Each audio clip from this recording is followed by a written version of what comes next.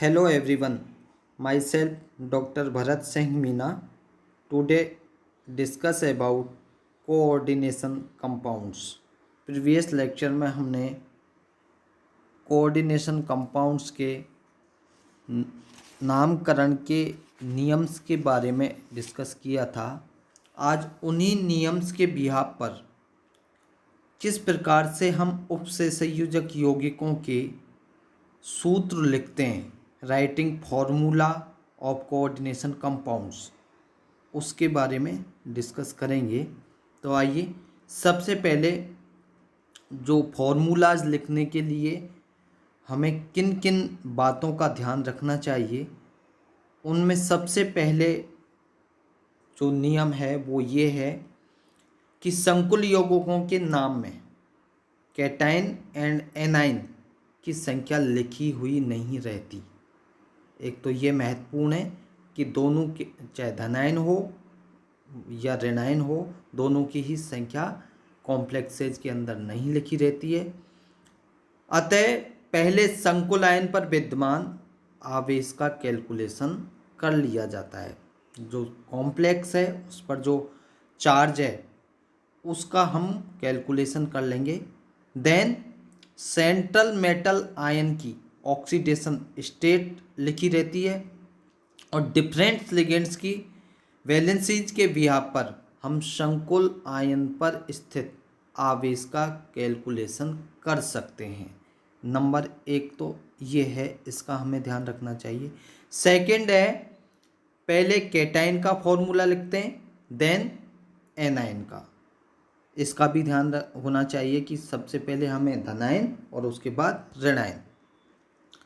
Third point है, किसी भी संकुल एंटिटी का सूत्र लिखते समय जो ब्रैकेट होता है बड़े कोष्टक में, पहले मेटल का सिंबल, उसके बाद लिगेंड अंग्रेजी वर्णमाला के क्रम में अरेंज करते हैं। ध्यान रखें, जो संकुल एंटिटी होता है उसमें पहले किसका प्रतीक होगा, धातु का, और उसके बाद लिगेंड अंग्रेजी वर्णमाला के क्रम में व्यवस्थित करते हैं। सूत्र का जो पहला अक्षर होता है उसके आधार पर वर्णमाला का डिसाइड करते हैं। जैसे यहाँ पर उदाहरण के माध्यम से और आप इसको स्पष्ट रूप से समझ सकते हैं। H2O को H का, NH3 को N का, OH को O का सूत्र मानते हैं। इसी प्रकार से पिरीडीन, जिसे PY, ऑर्गेनिक जो लिगेंड्स हैं उनके ये एब्रीवेशंस हैं, जिसमें हम पिरीडीन को PY से सिंबल दिया गया है। इसको विषम चक्रीय यौगिकों को N का सूत्र मानते हैं। किसका मानते हैं? N। और इनकी जो प्रायिकता होती है वो NH3 से अधिक मानते हैं। और अधिक नाइट्रोजन वाला एथिलीन डाइएमीन पिरीडीन से कम प्रायिक होता है। उदाहरण के तौर पर आप इसको देख सकते हैं, CONH3 का होल 4, NO2Cl माइनस चार्ज इस पे है का सूत्र अब क्या हो गया है, COCl। यहाँ पर Cl कहाँ था, NO2 के बाद, लेकिन अब जो वर्तमान में इसका फॉर्मूला है उसमें ClCO के साथ है, COCl, देन उसके बाद NO2 और उसके बाद NH3, क्योंकि NH3 की प्रायिकता अधिक मानते हैं, इसीलिए यहाँ पर NH3 को NO2 के बाद में लिखा हुआ है। चौथा जो नियम है सूत्र लिखने का वो ये है कि संकुल धनायन हो या ऋणायन, कोई सा भी हो सकता है।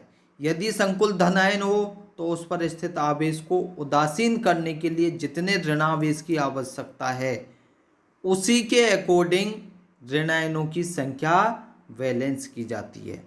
इसके विपरीत यदि आपका कॉम्प्लेक्स ऋणायन है तो उस पर स्थित ऋणावेश के अनुरूप धनायनों की संख्या को बैलेंस कर लिया जाता है और इस प्रकार से आपका कंप्लीट कॉम्प्लेक्स का फॉर्मूला लिखा जाता है।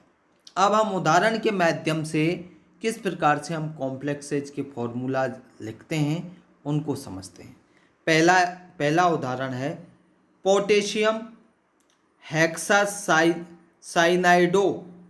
फेरेड सेकंड का सूत्र लिखना है। अब इसमें ध्यान दें, ध्यान से इसको पहले ये उदाहरण है, इसको देखें। पोटेशियम हेक्सासाइनाइडो, इसका हेक्सा का मतलब है कि साइनाइड कितने होंगे 6, और फेरेट इसका मतलब ये ऋणायन है। सेकंड का सूत्र लिखना है। इसमें धनायन कौन सा है आपका?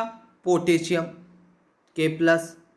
ऋणायन है आपका हेक्सासाइनाइडोफेरेट, तो इसको एफी सेकेंड, चूंकि फेरेट के आगे सेकेंड लिखा हुआ है तो एफी सेकेंड।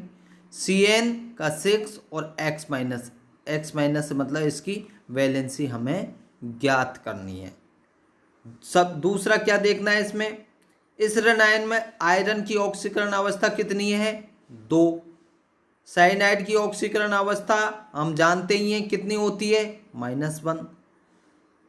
अब क्या करेंगे, इस आयन पर उपस्थित ऋणावेश x माइनस, अपन ने ये लिखा है क्योंकि हमें ये कैलकुलेट करना है का मान। अब हम किस प्रकार से कैलकुलेट कर सकते हैं, क्योंकि हमें दो चीज़ का पता चल गया है। आयरन सेकेंड ऑक्सीडेशन स्टेट का है, Cn की -1 वैलेंसी है।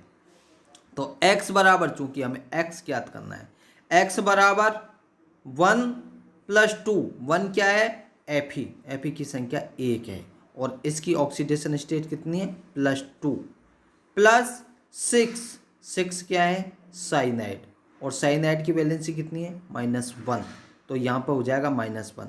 जब इसको हम कैलकुलेट करेंगे तो 2 × 1 करेंगे तो +2, और 6 × 1 करेंगे तो ये -6 हो जाएंगे। तो +2 - 6 तो क्या बचेगा? -4। तो क्या हो जाएगा, जो ऋणायन पर आवेश की संख्या, जहाँ हमने x लिखा हुआ था वहाँ क्या हो जाएगी? -4। इसे उदासीन अणु में बदलने के लिए हमें कितने धनावेश की आवश्यकता पड़ेगी? कितने?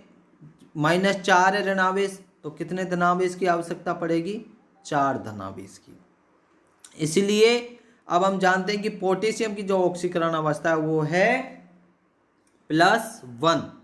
तो कितने पोटेशियम होंगे? 4। इसलिए 4 धनावेश जोड़ने के लिए पोटेशियम के 4 आयन जुड़ेंगे, और इस प्रकार इस कंपाउंड का जो फॉर्मूला होगा वो हो जाएगा K4। पोटेशियम कितने हो जाएंगे? K4 FeCN6, और ये आपका वैलेंस फॉर्मूला बन जाएगा। ठीक है। इसी प्रकार से हम एक अन्य उदाहरण भी देखते हैं। यहाँ पर उदाहरण दिया गया है आपका टेट्राएमीन डाइक्लोराइडो कोबाल्ट 3 आयन का सूत्र लिखिए। तो यहाँ से ये क्लियर पता चल रहा है कि टेट्रा मतलब 4, एमीन कितने होंगे? 4, डाइक्लोराइडो, डाई का मतलब 2, क्लोराइडो कितने होंगे? 2, और कोबाल्ट कौन सी ऑक्सीडेशन स्टेट में होगा? 3 का हमें सूत्र लिखना है। इसमें केवल संकुल धनायन का ही सूत्र लिखना है। ठीक है। इसमें 2 लिगेंड हैं, कौन कौन से हैं? उदासीन लिगेंड, एक तो अमोनिया है, अमोनिया उदासीन होता है, और दूसरा लिगेंड कौन सा है आपका? क्लोराइड, जिस पर ऋणावेशित है। अंग्रेजी वर्णमाला के अनुसार इन्हें किस प्रकार से लिखेंगे आप? COCl2, और उसके बाद NH3 का होल 4 और X+। अब जैसा हमने इससे पहले वाले उदाहरण में वैलेंसी को ज्ञात किया था, ठीक इसी प्रकार से यहाँ करेंगे। अब देखिए X बराबर क्या हो जाएगा? 1 क्या है यहाँ पर? कोबाल्ट कितना है? 1। कितनी ऑक्सीडेशन स्टेट है? 3, तो +3 प्लस उसके बाद Cl कितने हैं? 2, तो +2। Cl की वैलेंसी क्या होती है? -1, तो इसको -1 से मल्टीप्लाई करेंगे, प्लस NH3 कितने? 4, और NH3 की वैलेंसी क्या है? 0, क्योंकि उदासीन लिगेंड है। तो इसको कैलकुलेट करेंगे तो क्या हो जाएगा? 3 × 1 3, 2 - 1 -2, प्लस 4 × 0 करने पर 0, तो यहाँ पर +1 बचेगा, क्योंकि ये तो 0 हो गया, ये -2 और ये 3, तो +3 बचेंगे। तो 3 माइनस 2 करने पर +1 बचेगा। तो इस कॉम्प्लेक्स का जो फॉर्मूला बनेगा वो बनेगा COCl2 NH3 का होल 4 1 प्लस धन आयन के रूप में इसका फॉर्मूला बनेगा। ठीक इसी प्रकार से आप एक और उदाहरण भी देख सकते हो। यह है आपका ट्राइक्लोराइडो एमीन प्लेटिनम सेकेंड आयन का सूत्र। तो ये जो ट्राई, डाई या टेट्रा लगे हुए हैं वो उसकी संख्या को बताते हैं पूर्वलग्न, तो उससे ये पता चल जाता है कि ये कितने हैं। तो ये भी एक संकुल आयन है, इसके नाम के अंत में क्या लगा हुआ है, प्लेटिनेट 8 लगा हुआ है, इसका मतलब ये ऋण आयन है। ये एक ऋण आयन है, इसमें भी 2 लिगेंड है, एक तो एमीन है और दूसरा आपका क्लोराइड है। तो यहाँ देखेंगे इन्हें अंग्रेजी वर्णमाला के अनुसार अपन अरेंज करेंगे। तो प्लेटिनम फिर Cl3 आ जाएगा क्योंकि C पहले आ रहा है, और उसके बाद NH3 एमीन NH3 है। अब फिर से X लिखा हुआ है तो इसकी कैलकुलेशन करेंगे तो वही सेम उसी की तरह X बराबर प्लेटिनम 1, इसकी वैलेंसी +2 है। इसी प्रकार से Cl3 इसकी -1 होती है, NH3 की 0 होती है, संख्या भी एक है, कैलकुलेट करने पर ये क्या आएगा -1। तो इसका फॉर्मूला हो जाएगा PtCl3 और NH3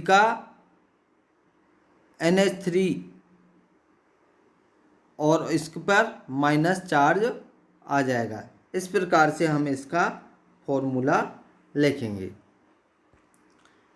नेक्स्ट है आपका एक और महत्वपूर्ण उदाहरण के माध्यम से हम समझ सकते हैं, वो है आपका octa aquo mu di hydroxo di iron third sulphate. तो कुछ चीज़ तो आपको इस एग्जाम्पल के माध्यम से पता चल जाता है। ऑक्टा एक्वो मतलब आपके जल के कितने लिगेंड होंगे, 8। म्यू मतलब लिगेंड के रूप में ये लिगेंड होंगे। किसके आगे लगा हुआ है म्यू, डाई हाइड्रोक्सो, डाई का मतलब 2 OH होंगे, और इससे पहले, और ये OH लिगेंड के रूप में कार्य करेंगे क्योंकि इससे पहले म्यू लगा हुआ है। डाई आयरन, इसका मतलब आयरन भी 2 हैं, और ये थर्ड ऑक्सीडेशन स्टेट में है। और देन क्या है बाद में, ये सल्फेट का सूत्र लिखिए। अब आइए आप इसको सबसे पहले ध्यान से देखें। ये एक सेतु संकुल है क्योंकि म्यू आते ही इसका मतलब ये सेतु संकुल है, जिसमें धनायन संकुल है और सल्फेट ऋणायन है। क्लियर। अब आप देखिए यहाँ पर 2 आयरन है, जैसा मैंने बताया था डाई लिख रहा है इसलिए 2 आयरन है, परस्पर 2 हाइड्रोक्सी समूहों के सेतुओं द्वारा जुड़े हुए हैं। ये हाइड्रोक्सी समूह है क्योंकि इससे पहले म्यू लगा हुआ था, तो ये सेतु के रूप में कार्य करेंगे और इन दोनों आयरन को जोड़ेंगे। जबकि जल के कुल 8 अणु हैं, क्योंकि क्या लिखा हुआ था, ऑक्टा एक्वो। 8 अणु उदासीन लिगेंड के रूप में 2 आयरन समूह के साथ जुड़े हुए हैं, 4 तो इसके साथ जुड़ जाएंगे और 4 इसके साथ जुड़ जाएंगे, और इसका धनायन का सूत्र इस प्रकार से हो जाएगा, ये OH सेतु के रूप में और H2O आयरन के साथ जुड़ जाएंगे।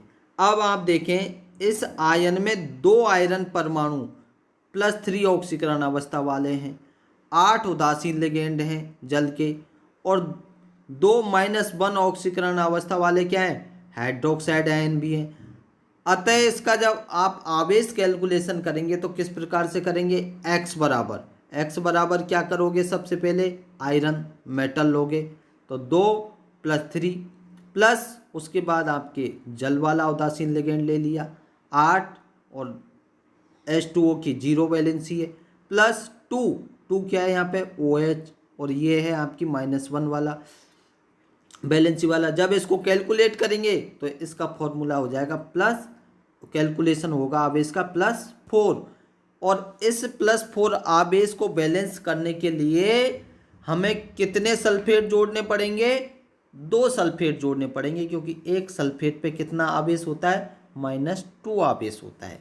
तो आप देखिए इस संकुल पर +4 धनावेश है, जिसे उदासीन करने के लिए 2 सल्फेट SO4 2- आयन जुड़ेंगे और कुल मिलाकर इसका जो अणु सूत्र हो जाएगा वो हो जाएगा Fe और ये Fe, इन दोनों को जोड़ेंगे ये OH, ये एक सेतु के रूप में कार्य करेंगे और चारों H2O 4 इससे जुड़ जाएंगे इस आयरन से और 4 इससे जुड़ जाएंगे, और जो इस पर 4+ आवेश था उसको बैलेंस करने के लिए SO4 2 यहाँ पर ऋण आयन के रूप में जुड़ जाएगा। Thank you.